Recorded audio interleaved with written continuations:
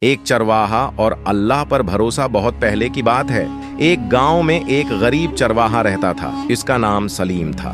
سلیم روز صبح اپنی کچھ ہی بچی ہوئی بکریاں لے کر پہاڑوں کی طرف چلا جاتا، جہاں وہ انہیں چراتا اور دن بھر اللہ کا شکر کرتا رہتا۔ اس کے پاس نہ زیادہ مال تھا نہ بڑی زمین، لیکن اس کا دل بہت بڑا تھا۔ اس کا سب سے بڑا اثاثہ تھا اللہ پر یقین اور بھروسہ۔ ایک دن سلیم نے دیکھا کہ اس کی سب سے پیاری بکری غائب ہو گئی ہے۔ وہ بہت پریشان ہوا، ہر طرف تلاش کی، لیکن بکری کا کوئی پتہ نہ چلا۔ دوسرے لوگوں نے کہا، سلیم تیری بکری تو کوئی لے گیا ہوگا، اب تجھے نقصان اٹھانا پڑے گا۔ لیکن سلیم نے صرف اتنا کہا، جو اللہ چاہتا ہے وہی ہوتا ہے۔ اگر میری بکری میرے نصیب میں ہے تو وہ لوٹ ہوگی، کر ضرور آئے گی۔ اگلے کچھ دن سلیم نے صبر سے کام لیا۔ اس نے کسی سے شکایت نہیں کی، صرف اللہ سے دعا کرتا رہا۔ اس کی روزی روٹی بھی کم ہو گئی، لیکن اس نے کبھی اللہ کا شکر ادا کرنا نہیں چھوڑا۔ چند دن بعد ایک اجنبی مسافر اس گاؤں میں آیا۔ اس کے ساتھ ایک بکری تھی جو کسی پہچان کا نشان نہیں رکھتی تھی۔ مسافر نے گاؤں والوں سے کہا، مجھے یہ بکری راستے میں ملی،